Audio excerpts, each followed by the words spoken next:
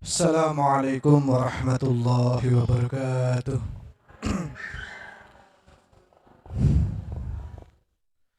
Innal hamdalillah nahmaduhu wa nasta'inuhu wa nastaghfiruh wa na'udzu billahi min shururi anfusina wa min sayyiati a'malina. May yahdihillahu fala mudilla lahu wa may yudlilhu fala hadiya lahu. Asyhadu an la ilaha illallah wa asyhadu anna Muhammadan abduhu wa rasuluh. Allahumma shalli wa sallim ala Muhammad wa ala alihi wa ashabihi wa man tabi'ahum bi ihsanin illa yaumil qiyamah. Amma ba'du, ya ayuhan nas, usikum wa iyaya bitaqwallah faqad fazal muttaqun. Kama qala ta'ala, ya ayyuhalladzina amanu taqullaha haqqa tuqatih wa la tamutunna illa wa antum muslimun. Wa qala Rasulullah sallallahu alaihi wasallam, ittaqillaha haitsuma kunta wa atbi'i sayyi'atal hasanata tamhuha wa khaliqin nasa bi khuluqin hasanin.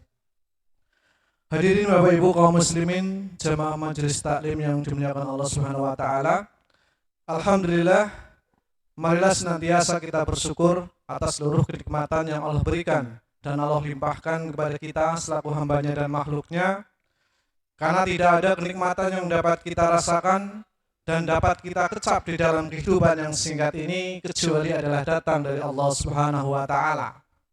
Dan sesungguhnya di dalam kita mensyukuri seluruh kenikmatan yang Allah berikan kepada kita itu tidak hanya sebatas dengan mengucapkan kalimat tahmid, tetapi bagaimana kita bisa menggunakan kenikmatan-kenikmatan yang Allah berikan kepada kita menjadikan tambahan-tambahan ketaatan kita di dalam kita beribadah kepada Allah Subhanahu wa taala. Maka yang dipinta oleh Allah Subhanahu wa taala setelah seorang hamba disempurnakan nikmatnya, ternyata Allah tidak meminta rupiah ataupun dolar, tetapi Allah meminta bagaimana dengan kenikmatan itu kita mampu menggunakan nikmat-nikmat yang Allah berikan ini menjadikan tambahan ketaatan-ketaatan kita di jalan Allah Subhanahu wa taala. Maka potensi orang yang beriman itu satu, merubah setiap kenikmatan menjadi ketaatan-ketaatan kita di jalan Allah Subhanahu wa taala. Rasulullah sallallahu alaihi wasallam pernah bersabda, qala idza ra'aitallahu yubtil 'abda minad dunya 'ala ma'asihi ma yuhibbu fa innama huwa istidraj.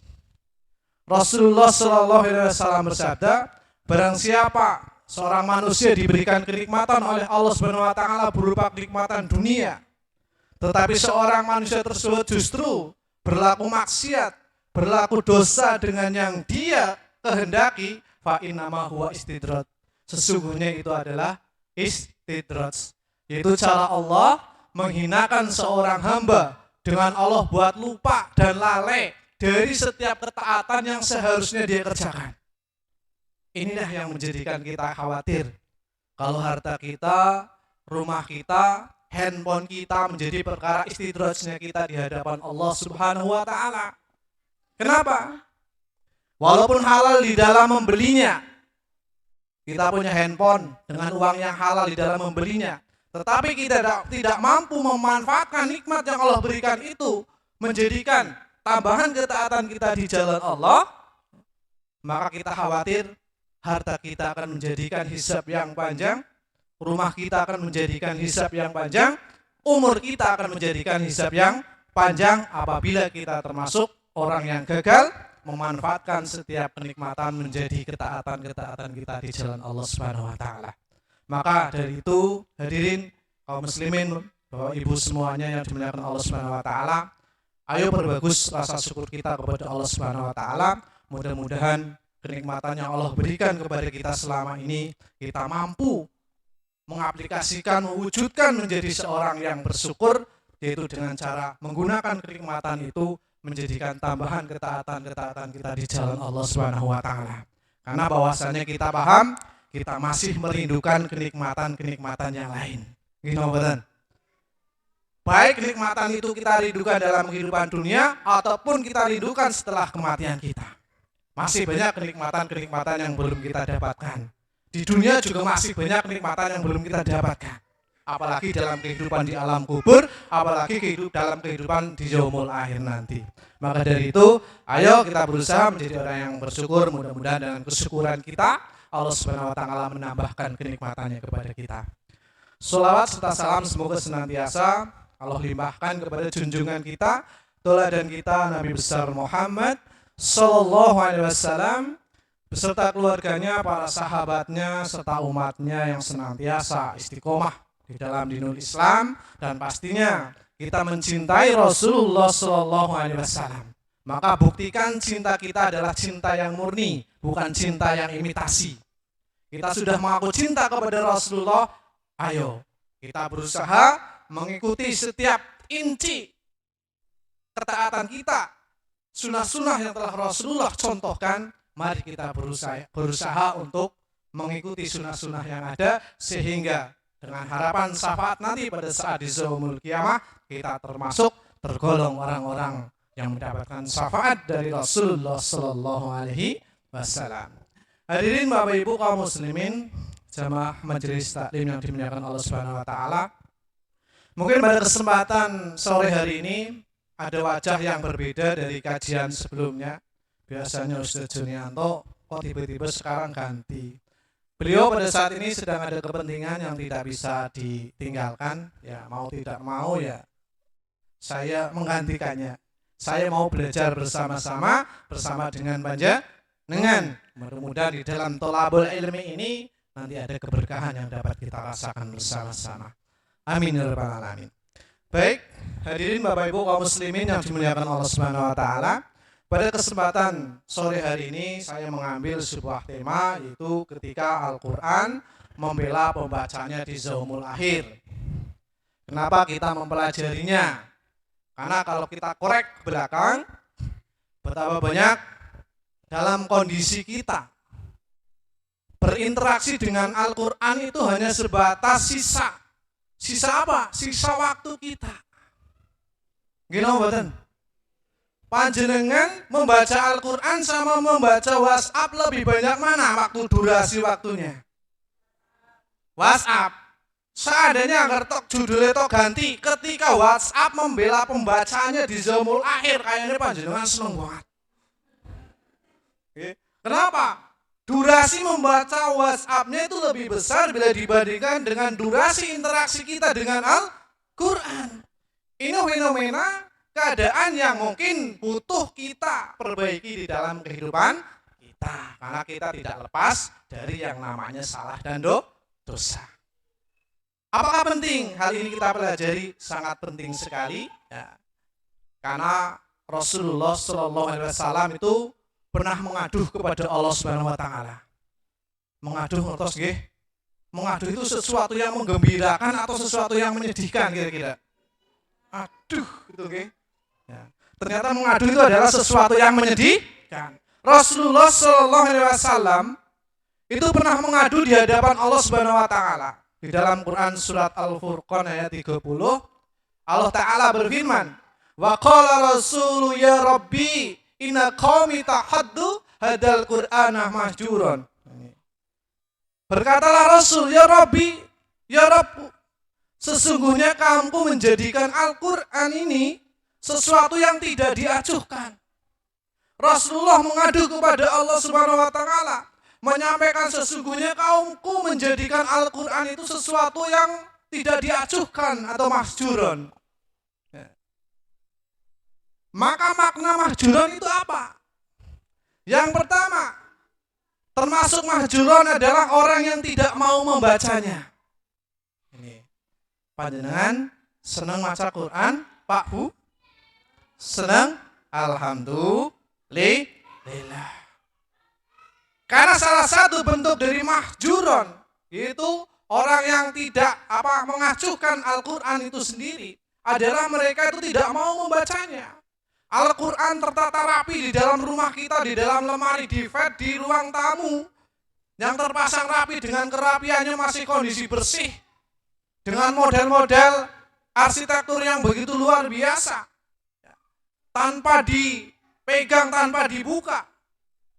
Itu adalah kondisi yang mungkin kita bisa menjumpai di dalam kehidupan kita.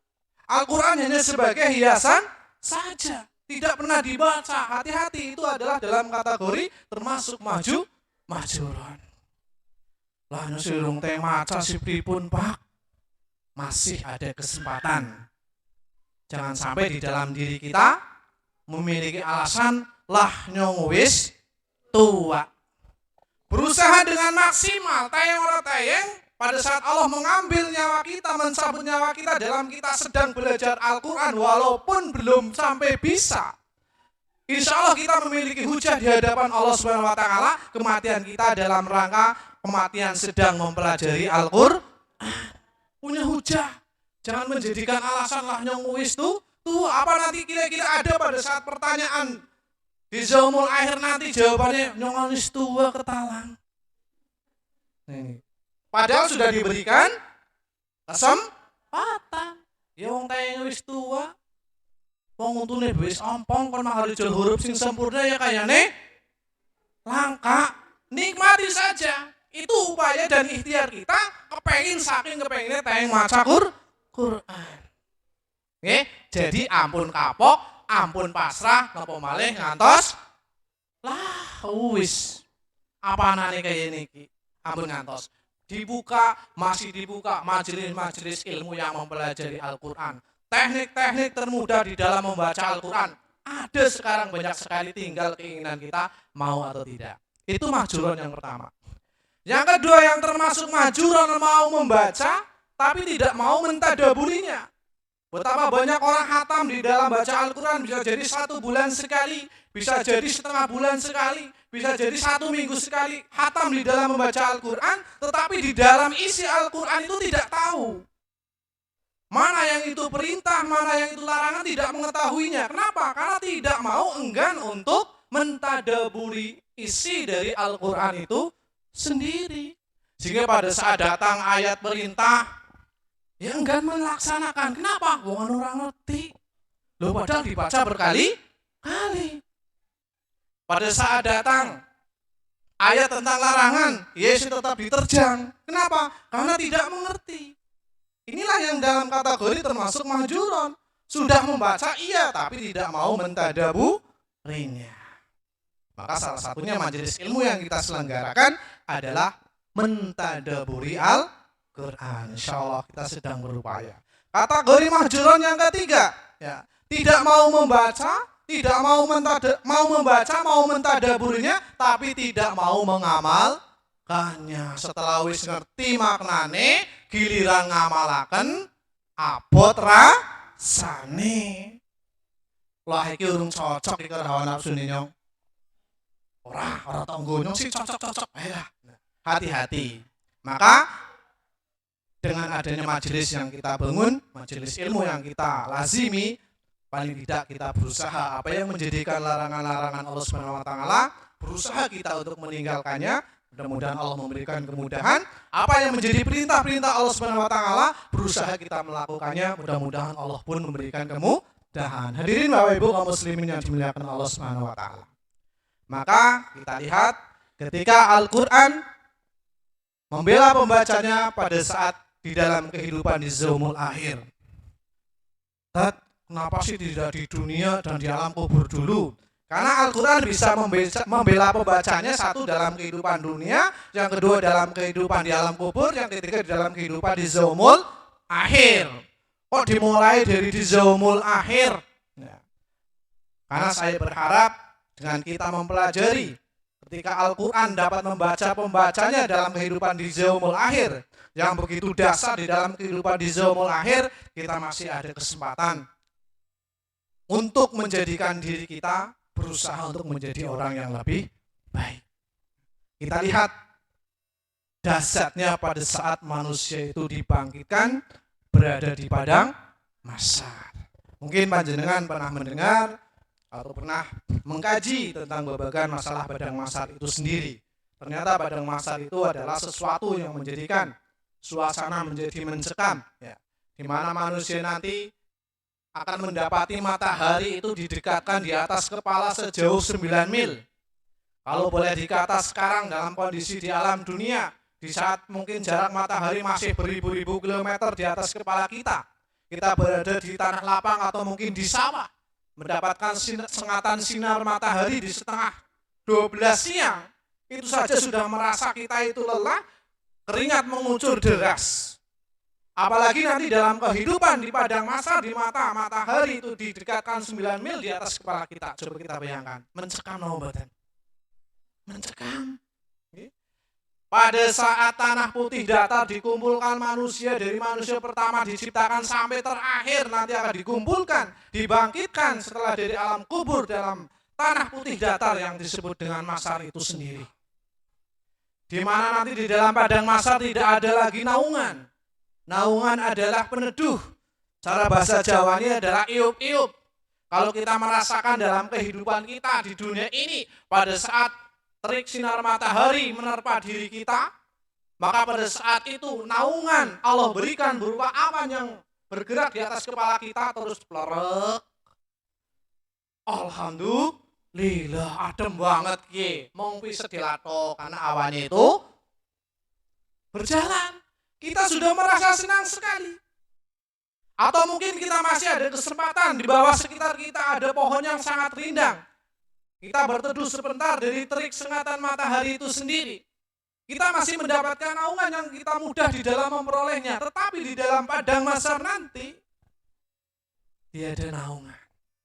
Orang anak iup, orang anak penuh peneduh. Belum lagi kita lihat dikumpulkan khufatan auratan. Manusia dikumpulkan dalam kondisi orang nganggo klambi, tidak berpakaian. Maka pada saat itu Aisyah radhiyallahu anha bertanya kepada Rasulullah, "Wahai Rasulullah, kalau begitu ya nanti pada saling melihat." Orang nganggo klambi sih. Kalau di dunia orang nganggo klambi kan cuma cengar banget mripate nggih. Nah, ternyata apa yang disampaikan Rasulullah di situ nanti sudah tidak ada lagi orang yang memperhatikan aurat orang lain. Kenapa? Mereka sedang memikirkan nasibnya sendiri-sendiri di hadapan Allah Subhanahu wa ta'ala. Sudah tidak ada pikiran untuk melihat hal yang semacam itu. Yang ada adalah saya selamat atau tidak, saya mendapatkan pertolongan Allah atau tidak. Itu di padang mahsyar, dahsyatnya padang mahsyar. Belum lagi putus ikatan nasab. Seorang suami seorang kemutan istrinya nanti pada saat di padang mahsyar, begitu juga sebaliknya. Orang tua seorang kemutan anaknya, begitu juga anaknya nanti sebaliknya di padang mahsyar. Semuanya sedang memikirkan diri mereka sendiri apakah selamat atau tidak. Belum lagi ditambah di padang mahsyar lamanya 50.000 tahun. Waktu yang cukup lama. Coba dibayangkan, direnungkan. Hadirin Bapak Ibu kaum muslimin yang dimuliakan Allah Subhanahu wa taala. Tetapi jangan khawatir. Oke? Di sini kita akan membahas ketika Al-Qur'an membela pembacanya di zaumul akhir. Siapa nanti salah satu yang menjadikan pembela? Menjadikan penolong salah satunya siapa? Al-Qur'an. Maka berbahagialah di mana manusia di dalam kehidupan di dunia ini senantiasa berinteraksi dengan Al-Qur'an. Baik itu membaca, mentadaburinya, dan mengamalkannya, maka akan mendapatkan kebahagiaan berupa pembelaan nanti pada saat berada di zaumul mahsyar atau di padang mahsyar itu sendiri. Coba kita tengok pembelaan apa sih dari Al-Qur'an itu kepada kita yang senantiasa berinteraksi dengan Al-Qur'an. Kita lihat yang pertama, naungan saat di mahsyar. Tadi naungan apa? Peneduh atau iup. Di saat matahari 9 mil di atas kepala kita, di mana manusia dalam kondisi mendapatkan banjir keringat. Ada yang terbanjiri dengan keringat satu polok, terbanjiri dengan keringat satu lutut, terbanjiri dengan keringat seluruh tubuhnya. Itu disebabkan karena amal perbuatan manusia ketika hidup dalam kehidupan di dunianya. Banjir dengan keringatnya sendiri. Maka disitulah datang penolong dari Al-Qur'an yang senantiasa kita baca, kita tadaburi, dan kita amalkan. Al-Qur'an itu menjadikan naungan di dalam kehidupan kita nanti insya Allah pada saat di padang mahsyar sebagai iup-iup, sebagai peneduh pada saat manusia sedang mengalami panasnya terik matahari 9 mil di atas kepala manusia itu sendiri. Kita lihat Rasulullah SAW menyampaikan, ta'alamu suratal Baqarati wa Ali Imran wa innahuma zahrawani yudilani sahibahuma yaumal qiyamah ka'annahuma homamatani au hoyayatani au firqani min thairin sawafan. Dalam hadis riwayat Imam Ahmad disampaikan di sini, pelajarilah surat Al-Baqarah dan Ali Imran. Kenapa? Karena keduanya adalah dua bunga yang menaungi pemiliknya ya, pada hari kiamat. Menjelma sebagai dua bunga yang menaungi awek iup-iup pada hari kiamat. Keduanya seperti dua awan. Kalau kita rasakan di dunia ini, awan bergerak, liup, terus peteng, itu adalah bagian kita itu sedang mendapatkan naungan dari awan pada saat Allah menggerakkan awan dari teriknya sinar matahari. Seperti dua awan sebagai naungan atau dua kelompok burung yang berbaris yang menjadikan naungan pada saat di yaumul qiyamah nanti. Dari apa? Mempelajari Al-Quran, yang di situ ada fadilah dari Al-Quran, surat Al-Baqarah dan Ali Imran. Al-Baqarah dan Ali Imran. Kalau kita sering melazimi, terdapat pada zikir pagi dan zikir sore, kita itu akan menjumpai Quran surat Al-Baqarah dan Ali Imran. Oke, lazimilah salah satunya zikir pagi dan sore. Hadirin Bapak Ibu kaum muslimin yang dimuliakan Allah Subhanahu wa taala, itu yang pertama, pembelaan Al-Qur'an. Kira-kira panjenengan kita mendapatkan pembelaan Al-Qur'an mboten niki? Insya Allah. Aduh, nyong sih kayaknya kepriwe ya, Pak. Tahu nyekel Al-Qur'an be ora. Tapi yang nyekel HP bisa suwe banget. Si kepriwe kira-kira ulih apa ya, Pak? Masih ada kesempatan untuk memperbaiki diri. Karena tadi tidak ada manusia yang sempurna, manusia penuh sering dengan kesalahan dan dosa yang ada. Itu yang pertama Bapak Ibu kaum muslimin yang dimuliakan Allah Subhanahu wa taala. Pembelaan yang kedua, yaitu Al-Quran nanti membela dalam bentuk syafaat pada saat di yaumul akhir. Dalam Sahih Muslim, Rasulullah SAW bersabda, "Iqra'ul Qur'ana fa innahu ya'ti yaumal qiyamah syafi'an li ashabihi." Bacalah Al-Quran, kon maca Al-Quran, karena ia akan datang pada hari kiamat memberikan syafaat kepada para pembacanya. Yang diberikan syafaat siapa? Pembacanya. Kira-kira nak ora tahu maca kepriwe? Panjenengan simpulkan piyambak.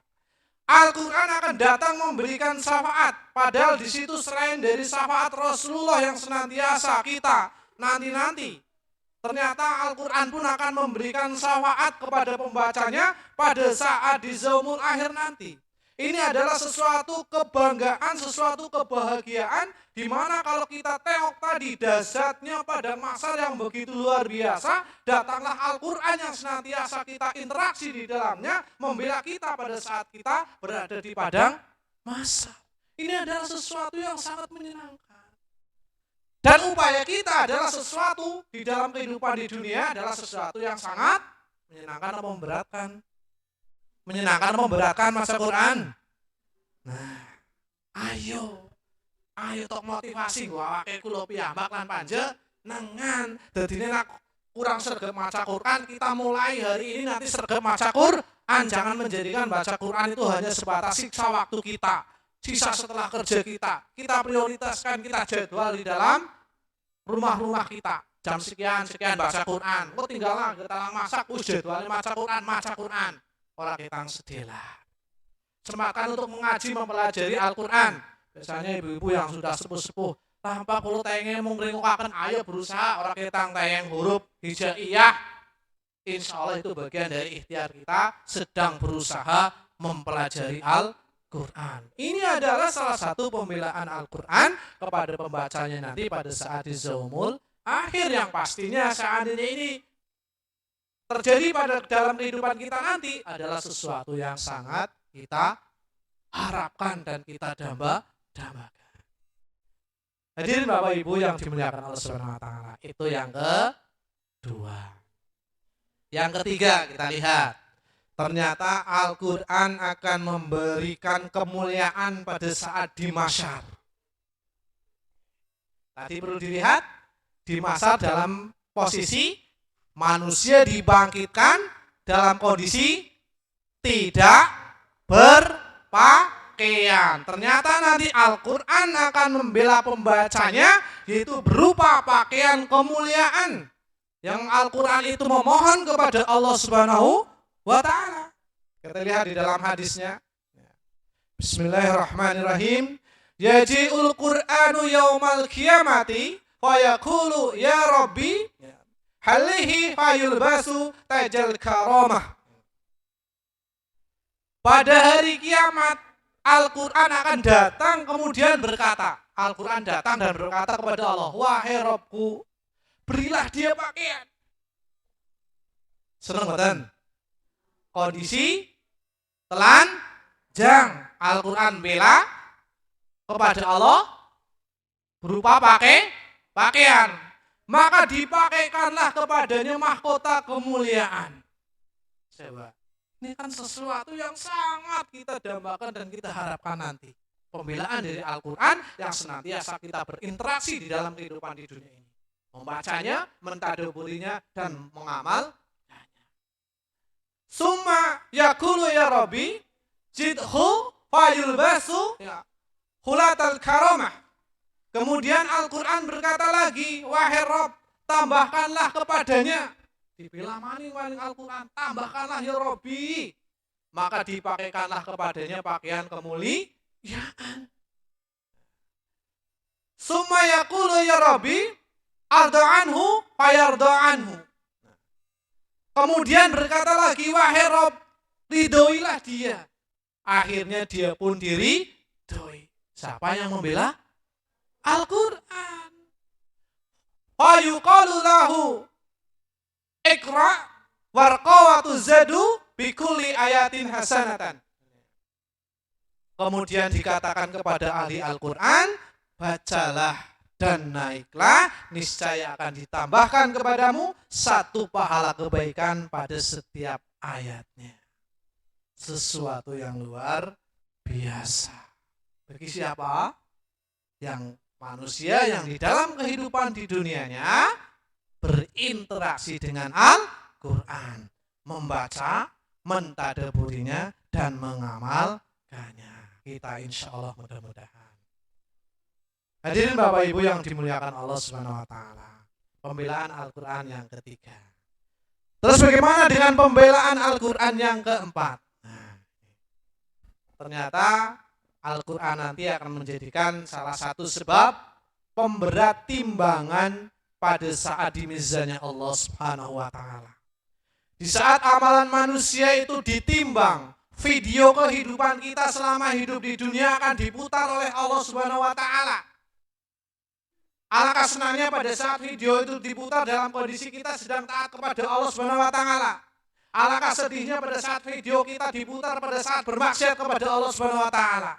Semuanya akan ditunjukkan nanti pada saat di mizannya Allah Subhanahu wa ta'ala pola kehidupan kita di dalam kehidupan di dunia ini. Bayangkan, coba kalau ada kedoliman yang kita lakukan, panjenengan tukaran karo tanggane, sehingga nang dunia ora diampuni ngembek diputer lagi tukaran boleh kayaknya. Ayo. Nah, ini adalah sesuatu yang harus kita pikirkan dari sekarang. Makanya apa? Mudah-mudahan kita masih diberikan kesempatan untuk taubat, untuk beristighfar kepada Allah Subhanahu wa ta'ala. Maka apa-apa yang telah kita kerjakan, kalau itu hubungannya adalah dengan dosa dan maksiat, kita harus bertobat mumpung masih ada kesempatan. Supaya apa? Bila jadi nanti video pada saat diputarkan sudah dihapus oleh Allah Subhanahu wa ta'ala. Atau nak cara filmnya kowe wis di-cut. Geri dipilih sing apik-apik. Toh, kalau enggak amin. Caratannya apa? Tobat. Ayo. Kalau hubungannya dengan hablum minallah, tobatnya kepada Allah, ayo kita perbaiki, kita bertobat, kita perbaiki amal ibadah kita. Kalau hubungannya hablum minanas dengan manusia, ayo saling memaafkan, ayo kita kembalikan hak harta yang mungkin kita ambil, kita curi, kita korupsi dan yang lain sebagainya. Itu adalah tobatnya seperti itu. Maka dengan harapan kita nanti di hadapan Allah, catatan amal kita itu hapus catatan amal yang jelek, tinggal catatan amal-amal yang baik, maka timbangannya jomplang maring tangan. Dan ternyata pemberat timbangan amalan kita salah satunya kita dapatkan dari orang yang senantiasa berinteraksi dengan Al-Quran, membaca, mentadaburinya dan mengamalkannya. Kita lihat dalam hadis Rasulullah menyampaikan, Bismillahirrahmanirrahim.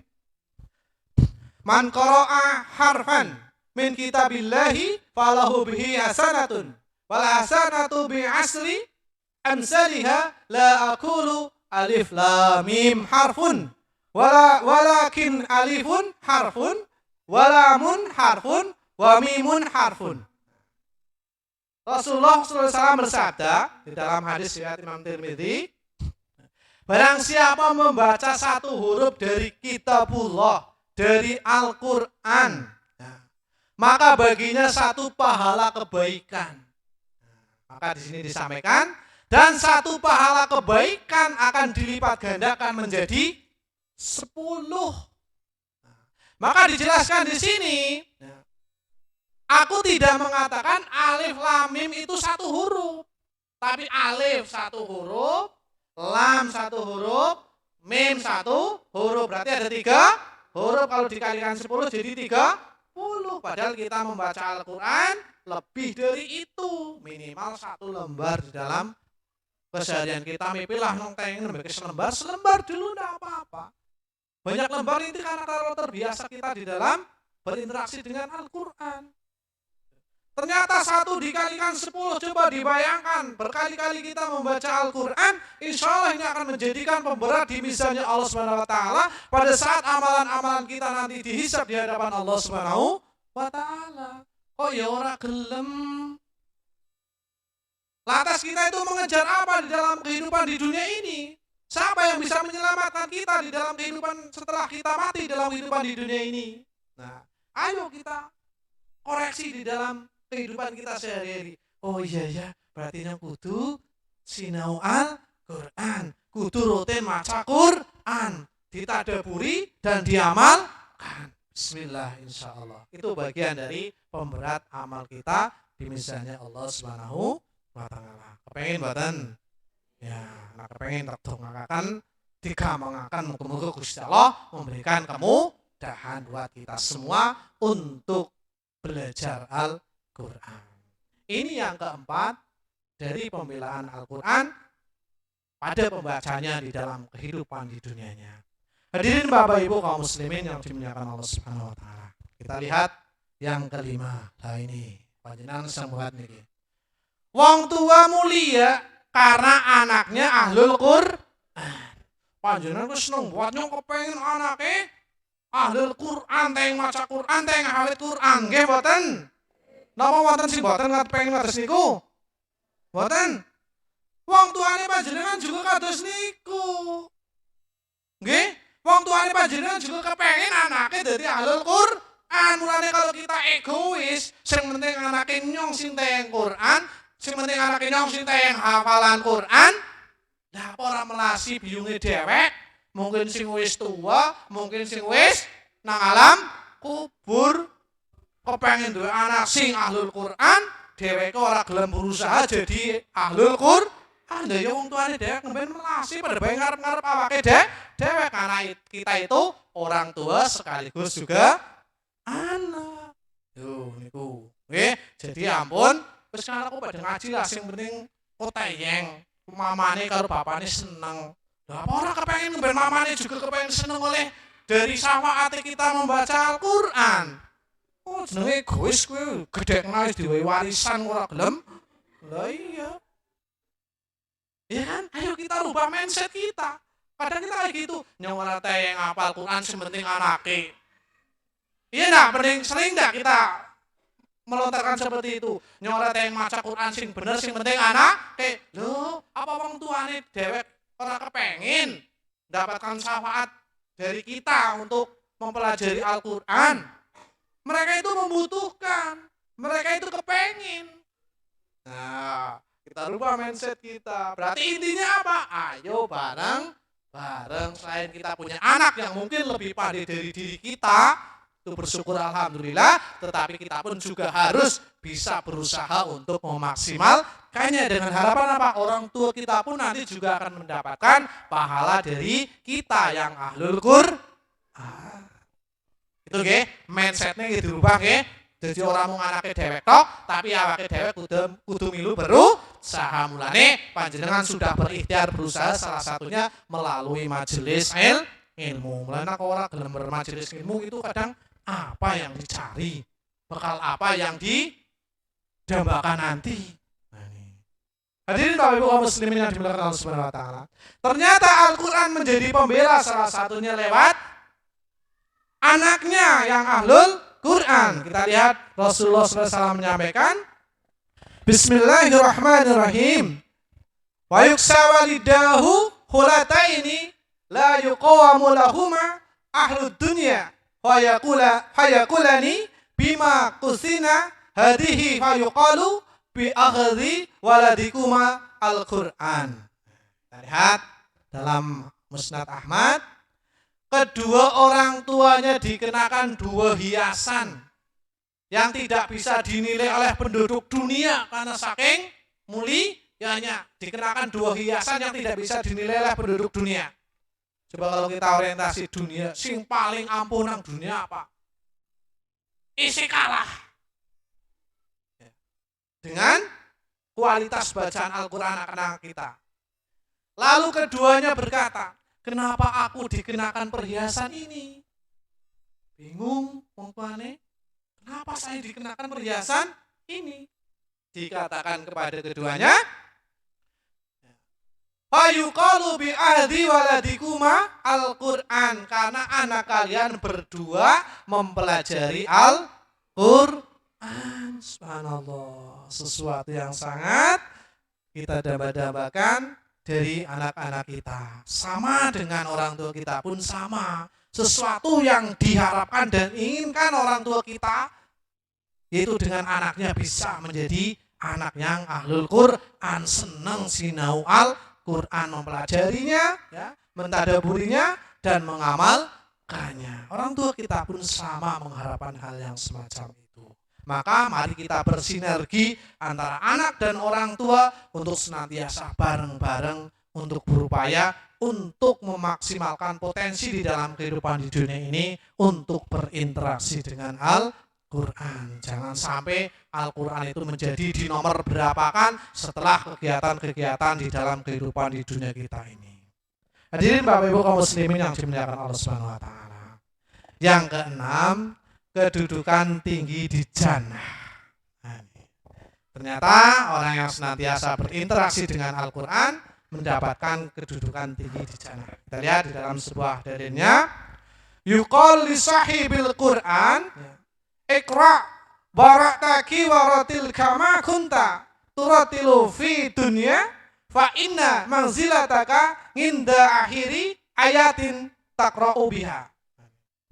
Dalam hadis riwayat Imam Tirmidzi, Rasulullah SAW menyampaikan, kelak akan dikatakan kepada ahli Quran, bacalah dan naiklah.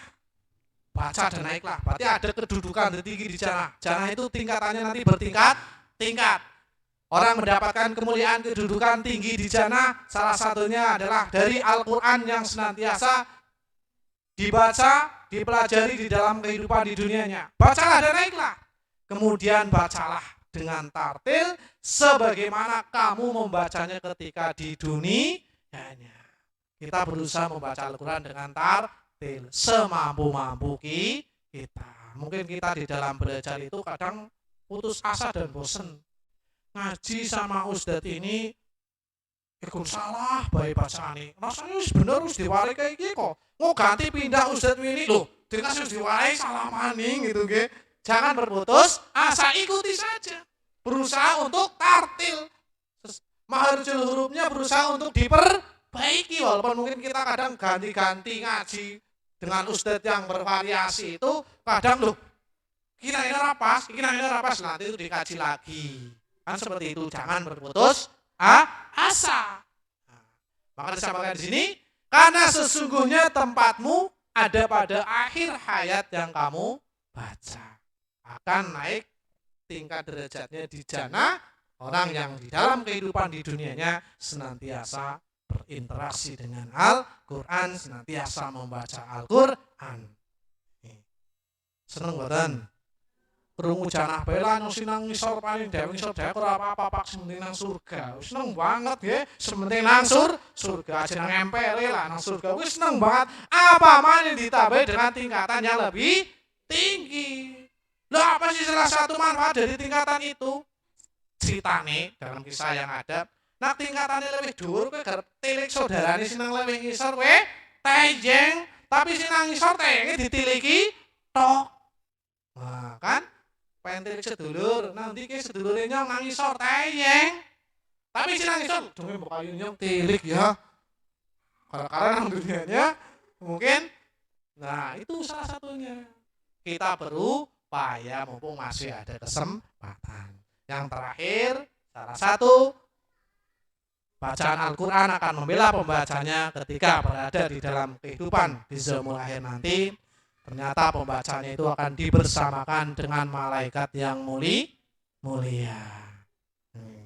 Dalam hadisnya disampaikan, Al-mahiru bil Quran ma'asafaratil kirami al-bararati walladhi yaqra'u al-Qur'ana wa yatata'tahu fihi wa huwa alaihi syakkun lahu ajron.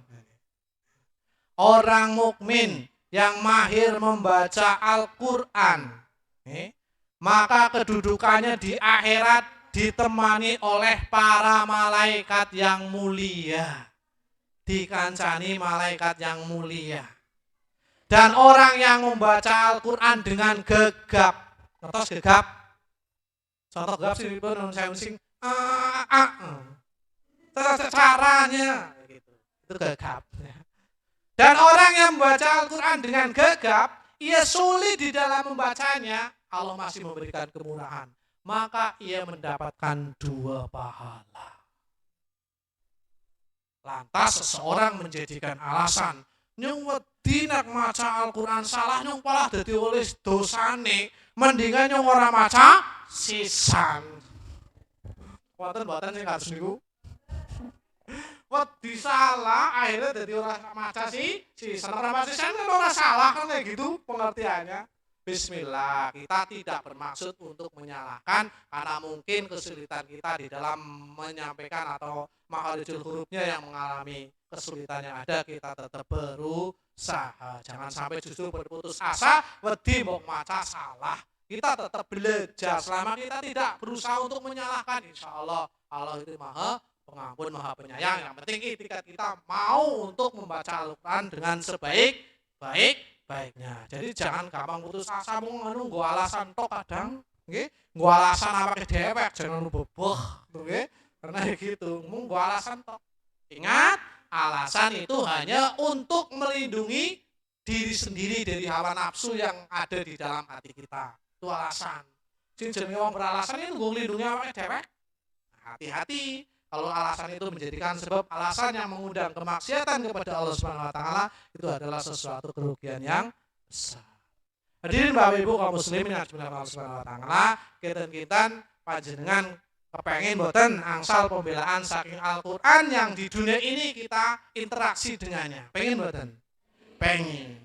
Kira-kira panjenengan seneng boten nak putra-putri panjenengan teng maca Quran dengan suara yang bagus, tatil, seneng boten? Senang. Panjenengan pun jangan mau ketinggalan, karena salah satu bentuk kedengkian atau iri yang diperbolehkan oleh Allah Subhanahu wa taala itu tidak boleh, tapi ada iri yang diperbolehkan oleh Allah Subhanahu wa taala adalah salah satunya iri kepada orang yang mempelajari Al-Qur'an. Kita lihat nih hadisnya. Ini iri yang dibolehkan. La hasada illa alasnataini rajulun atahullahu al-kitaba wa qama bihi anna al-laili. Sampaikan di sini tidak diperbolehkan hasad, iri, dengki kecuali pada 2 hal. Yaitu apa? Warajulu tadi disampaikan di sini, yaitu orang yang membaca Al-Qur'an, orang yang diberi karunia Al-Qur'an oleh Allah sehingga ia membacanya di dalam sholatnya, itu baik pertengahan malam atau siang. Ini yang kedua, warajulun a'tahullahu ma fahuwa yatasaddaqu bihi anna alaili wan nahar. Yaitu iri kepada seseorang yang diberi karunia harta oleh Allah sehingga ia menginfakannya pada malam dan siang hari. Jadi iri sing diperbolehkan, iri kalau wong sing seneng maca Quran apa paling diwaca pada saat sholat baik malam ataupun siang, iri kepada wong sing duwe harta man Gusti Allah tapi hartanya senantiasa digunakan diinfakkan di jalan Allah Subhanahu wa taala baik dalam kondisi malam atau dalam kondisi siang. Hadirin Bapak Ibu kaum muslimin yang dimuliakan Allah Subhanahu wa taala, maka mari masih ada kesempatan karena kita masih diberikan nyawa oleh Allah Subhanahu wa taala, jangan sampai kesempatan itu terbuang sia-sia di dalam kehidupan kita. Kita potensikan di dalam hidup ini dalam kondisi untuk senantiasa berusaha untuk berinteraksi dengan Al-Qur'an, baik itu membacanya, mentadaburinya ataupun mengamalkannya. Masih ada kesempatan. Bagi yang masih anak-anak, masih ada waktu untuk memperbaiki bacaan Al-Quran, mempelajarinya, karena masih kejernihan ada pada dirinya. Bagi yang muda-muda, ditingkatkan kembali di dalam membaca Al-Quran. Bagi yang sudah tua, jangan berputus asa. Masih ada kesempatan, lidah kita masih bisa berucap, orang kita hanya sebatas mengucapkan huruf hijaiyah, karena disebabkan kalau sudah pada rangkaian digandeng jadi mumet dan jadi bundet. Ya, tetapi itu upaya kita mumet bundet dalam diri kita tidak menjadikan alasan kita itu untuk terlepas dari pertanyaan Allah Subhanahu wa taala. Sing penting berusaha terus sampai dengan kematian menjemput kita. Hadirin Bapak Ibu kaum muslimin yang dimuliakan Allah Subhanahu wa taala, mungkin ini sedikit yang dapat saya sampaikan untuk memotivasi pada diri saya dan Bapak Ibu semuanya yang mungkin hadir pada kesempatan sore hari ini.